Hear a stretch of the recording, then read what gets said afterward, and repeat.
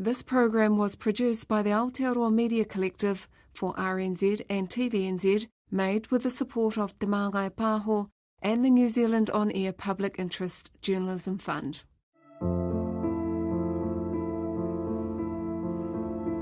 It's been more than 500 days since Jubilee Dawson last saw her younger siblings. She has no idea where they are. My name's Jubilee. I was born in Waikato. I'm currently doing a Sparky apprenticeship, and I am the second oldest sister of Jada, Maverick and Ember. The last year and a half or so, while the kids have been missing, have been hard on myself and my family. Is it something that's constantly on your mind? It's hard to keep going through life as you would day to day, worrying about my siblings and just not knowing that they're okay and having to just push it to the back of my mind. What's your biggest fear? My biggest fear is that they're out there wondering why we haven't come to get them. Also just that it's been so long and there's nothing else we can really do. Every year, more than 11,000 New Zealanders are reported missing. Most turn up within 72 hours, others simply vanish. In December 2021, siblings Jada, Maverick and Ember went missing from their grandparents' farm here in Marokopa. But you won't find missing persons flyers. Their plight is no longer front page news. So how is it that 3 tamariki have simply disappeared? The short answer is they've been taken by their father, Tom Phillips, Jubilee's former stepfather, who was in a custody dispute with Jubilee's mother over the children. Coming here today, what I wanted to get across was that my siblings are people, they're real kids, they're the ones that are missing out, they're the ones that are going to have to deal with the consequences of what's happening and pay the price at the end of the day.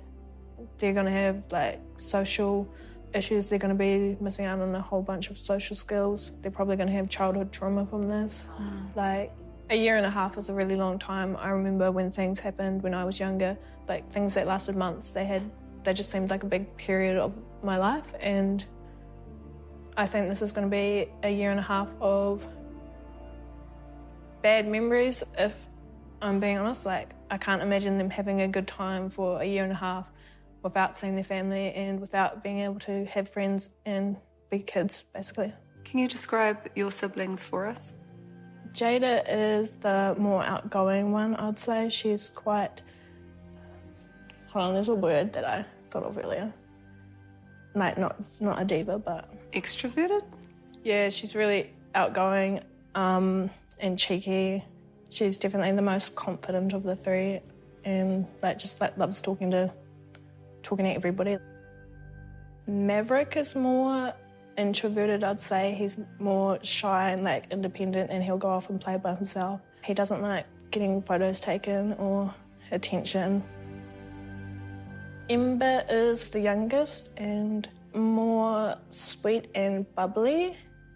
I still call them all I still was calling them all babies. They don't like that. When they first went missing, they were 5, 7 and 8. Jada's birthday is next month. That means they've all missed out on a couple birthdays each. Obviously, a lot of time has passed and they're all going to look different and be different. Just not getting to see them grow up. Sorry, I thought I wasn't going to cry. We can't share details of the Phillips custody case. It's still before the family court. But what we can say is that those close to the children's disappearance are convinced that a tight-knit circle of supporters is helping Tom Phillips to keep them hidden. They could be in a remote location anywhere in the country and being supported by a person or persons who believe in the cause, believe that what Tom's doing is the right thing, they believe that he should retain care and custody of the children, so they're willing to support him and commit a criminal act to do that. They could still be in the bush, yes, but we can't just be so narrow to think that's the only place we're searching. They could be anywhere in the country. South Waikato Area Commander Will Loughran is in charge of the police investigation. Is Tom Phillips dangerous? Tom Phillips is a father who has decided that instead of dealing with the family court, he has chosen a path that we wish he hadn't, which is to take his kids away from all their family, all their loved ones, because of a view that he doesn't agree with the family court or possible family court decisions. So what do we know about Tom Phillips? Like the valley where he grew up, Tom's pretty remote. He was homeschooling the children, and Marokopa locals describe him as friendly but private. Jubilee and her sister Storm lived with Phillips for around 8 years when he was in a relationship with their mother. You live with Tom. What's he like? He's very...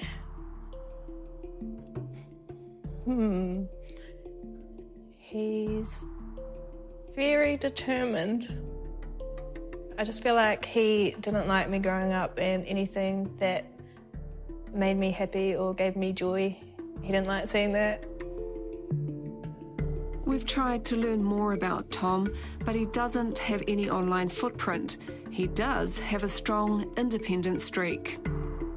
Tom is someone who doesn't live a mainstream lifestyle. He doesn't engage in social media. He is really guarded in terms of his use of mainstream banks and all sorts of things like that. Is he anti-establishment? I don't want to go into that. But is there any chance he could be involved in an anti-government movement, organisation?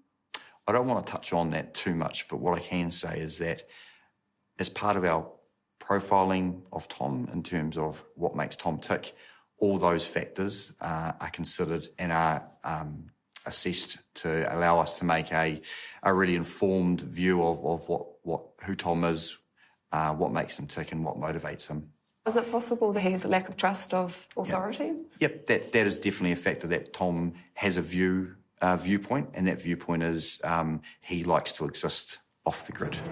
Tonight on One News, they've been missing since Saturday. The search continues for a man and his 3 young children along Waikato's remote west coast. Tom first went off the grid with his children in September 2021. Their disappearance sparking an extensive search and rescue operation on land, sea and air. The Eagle helicopter has been deployed from Auckland, as well as the use of 3 drones driven by Fire and Emergency New Zealand. In addition to that, we have support from the Coast Guard with a fixed-wing plane that's supporting the rescue efforts. So when they went missing the first time, we had family come down from Māngai, up from the South Island. Just heaps of family. We were going out to the beach every day.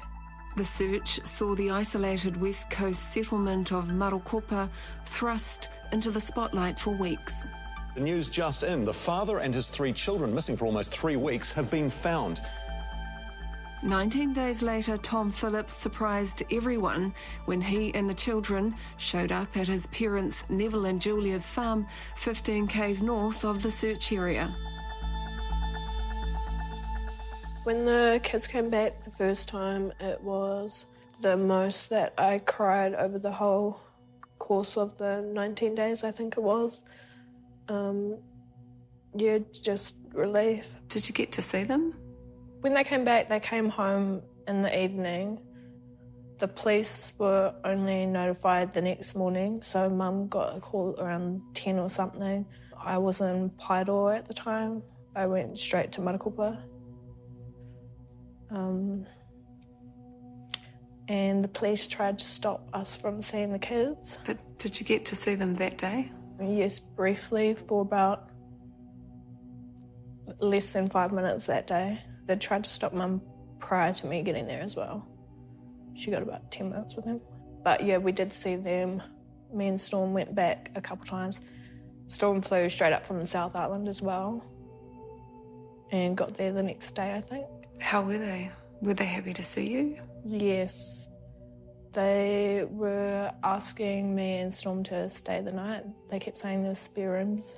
They were told they weren't allowed to talk about it, their camping trip. They did say their rice went mouldy. They said they were near water, and Maverick said they did lots of walking. That is all the information that they gave us. Do you think they understood they were missing? Yeah, so the first time they came back, Mum took them to the playground and Jada told a random stranger, well, she asked a random stranger if she knew who they were. So I think they're well aware that they're missing. They were well aware that they were on TV the first time. And I think they do know that they're not supposed to be gone. But they would soon be gone again. Within weeks, Tom disappeared from his parents, Neville and Julia Phillips' farm for a second time after being charged with wasting police resources. Yes, sir. So Mr. Phillips is not present. Right. You've not had contact with him in recent times? No, sir. He was advised at this date, and he hasn't been in contact with me since I advised. Jada, now 10, Maverick 8 and Ember 7 haven't been seen since. How did you find out that they'd gone again? When they went missing this time around, Mum had actually called Neville and Julia to speak with the kids, and she was told that they were gone and they haven't seen Tom for a few days already, so Mum called the police straight away. How did you feel, Jubilee? When we tried to raise alarm bells the second time, I think people were a lot more resistant. I think just because of the first time, how it was a waste of resources. You have done a lot though. Tell us about what you've done. We started looking for them initially around the bush, obviously just myself and Mum. We wouldn't find them, but we looked around the entrance to the bush in case he had left the bike that he was getting around on there or had anything close to the entrance of the bush. We tried to organise a search for them. That was quickly called off by the police. They had concerns about public safety. The bush in Marokopa is not easy going. What's your best guess about where they might be? I think they'd either be in the bush and Tom would be not receiving help, which I hope isn't the case, or I think somebody is helping him. After so long without any sightings, it raises serious concerns about the welfare of the children. Do you have any proof of life? There are, for operational reasons, things I can't reveal, which can give us that indication that they are likely alive. But at this stage, I can't reveal that to you because of some of the sensitivities around it. Is that the only piece of evidence? Is there any other evidence you can share with us to say that they are alive? Not at this stage. There are some stuff that I can't disclose to you because of just operational reasons, but that is one factor, that they are deceased, but we're working on the basis that Tom and the kids are still alive, and we are working on finding them. Jubilee says the stress and despair has taken a huge toll on her mum. Tell us how Mum's doing. How's she going? Mum's taking this really hard, I think. Every day is tough, and this situation has been particularly hard on my mum. Mum was entitled to see the children. Every conversation with Mum's hard, because when I ring her and update her on how things are going, I sense in her voice there's that hope that I'm about to tell her that the kids have been found safe and well. So those conversations are hard with Mum because she just wants to see her children, as every mum should. Have these kids been abducted? So there's been questions asked around the offences of abduction and kidnapping. And I don't want to go too deep into that, but what we are dealing with is a breach of the family court order. How would you characterise this case? Quite simply, I would call this parental abduction. It's a criminal offence with intent to hide the children from their wider family, and it should be investigated as such. Chris Budge has been an investigator for 40 years. He began his career in the military police and is an expert in forensic computing and electronic crime. He became involved in the search for the Phillips children last year and has spent hundreds of hours investigating their case. The scariest option is that they're not alive. That due to misadventure or by accident, something's happened and they're no longer with us. The best case scenario, which is probably leaning more towards what I think is actually happening, is that they're located on a farm no more than 20 to 100 kilometres away from their grandparents, and they are located in a building, but they are definitely being helped by somebody else.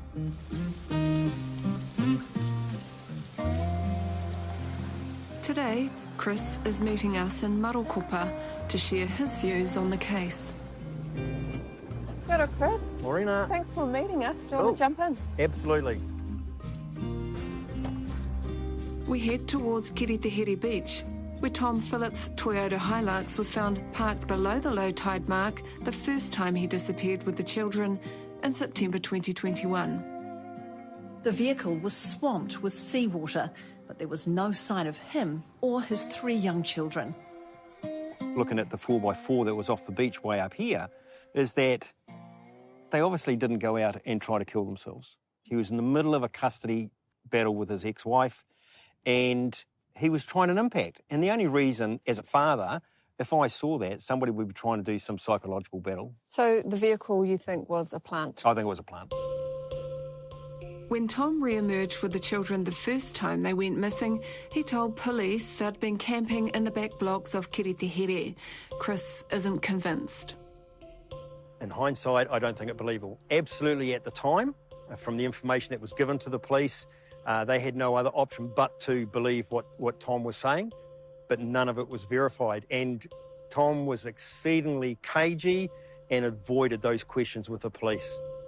We still don't know to this day the exact location of where they were. Why is that? Just the denseness of where they were, and that location has never been revealed to us. So it wasn't forthcoming from Tom Phillips? No. Is that a concern for you? It's just a factor in all of this. Yep, frustrating, but we would like to have known where they were. I was talking to somebody yesterday, and we sort of went up and said, hey, do you know, what's your ideas about Tom and others? And we had more than one person turn around and said, he's not much of a bushman, and I don't think he's very far away from here, like within 20 kilometres of Marokopa. So that brings an interesting concept, and that fits in with at least one of the hypotheses he's thinking about. But if he's no good at bush, did he actually ever go bush to start with? And is he bush now? Those are the sort of questions that should be asked in a case review to understand everything that was said, and maybe an opinion might pop out with a new set of eyes. While we're in Marokopa, Mata producer Annabelle Lee Mather and I decide to visit the Phillips family farm. When we call by, there's no one home. But a few days later, we're contacted by Tom's mother, Julia. She says the Phillips family have no idea where Tom is, and she agrees to give us a written statement. Tom is a devoted and caring yet practical dad who had full day-to-day care of his children when he went away. He is our dear and precious son, but we are hurt and deeply sad that he chose to go away, causing such pain to all the family on both sides, especially as we were all supporting him in accordance with the family court's rulings, and in respect of all the children's family members. We miss Jada, Maverick and Ember with their lively and affectionate personalities, and fondly remember them bursting through the door full of life. We, Tom's family, have no idea where Tom and the children are. But we would like nothing more than for them to all return or be found safe and well. As another winter rolls around, an interest in the case fades away. Chris thinks more resource is needed. What do you think of the police investigation? I think police are tied up with the question of resourcing, manpower and money. You've got ram raids going on, you've got gang activity. This will be low on their priority scale. It's a no-win for them, unfortunately. What more could police be doing? So maybe what the police could do is just go back through and look at the original statements, look at the original information. I know they say that they're currently looking at intelligence. So what is that intelligence? In my mind, it's probably people ringing up every now and again and maybe the local staff here going around doing some questioning. But actually zero in on the scenario that they're nowhere in the bush, they're not anywhere else in the country, they are local, and just rethink things again and just give it another go. What scares me is that when does a cold case become a cold case, so therefore nobody looks at it? Now, if we go another year, it's going to drop into that box and nobody's going to look at it unless something substantive's come forward. Meanwhile, Jubilee and her sister are doing what they can to help find their siblings. They've set up a Facebook page to raise awareness of the case and put up a $10,000 reward for information. Tell us about the Missing Marokopa Children Facebook page. So I actually started that Facebook page because I was annoyed about all the media content and Facebook comments. I feel like people on the internet have zero sense of repercussions. We're surprised by the comments, by the reaction on there. Yeah, like I couldn't imagine any of my friends logging onto Facebook and saying some of the shit I see on there. Some of it's just blatant lies, like people that we don't even know commenting random stuff. Like I've shown Mum some of the comments and she's like, I don't even know who that is.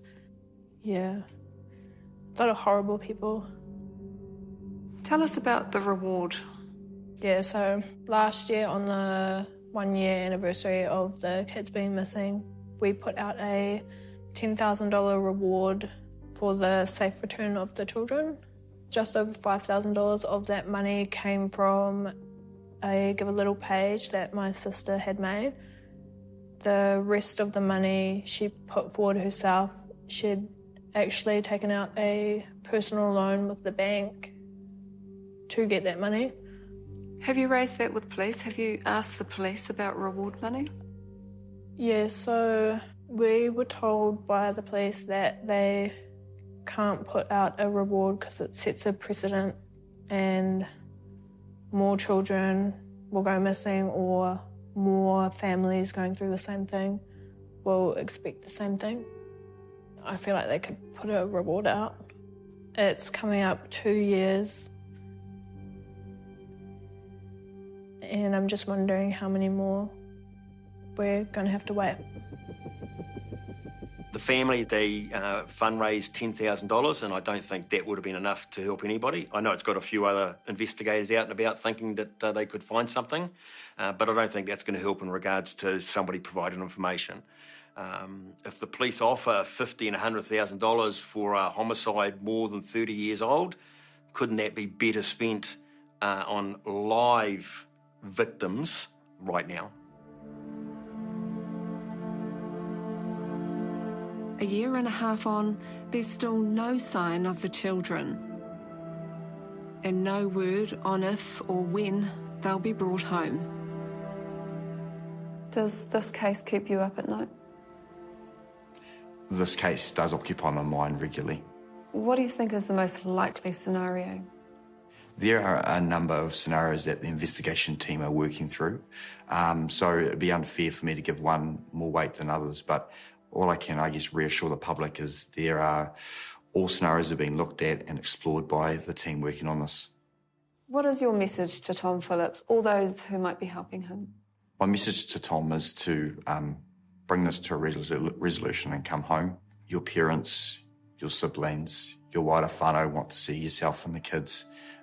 They deserve that upbringing with their whānau, and we want to resolve this for everyone's sake. It cannot continue. Over the last year and a half, Jada, Maverick and Ember have missed out on a lot.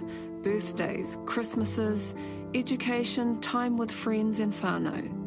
Their big sister says they deserve the chance of a normal life. I want people to understand that these are kids, like they're just... I think that they're just going to be traumatised and scared. I decided to come today just because it has been such a long time frame. We've tried to do what we can, and I feel like this is our last option. Just personifying the kids a bit and getting people to realise that they're real people. And you guys love them? Yes, we love them very much, and yeah, we're just waiting for them to come home. If by any chance Jada, Maverick and Ember see this interview, what do you want them to know? When the kids come back and when they get older, I want them to know that they were missed and that we were waiting for them. Ko te reo, te take. Irirangi te motu, ka nui te mihi.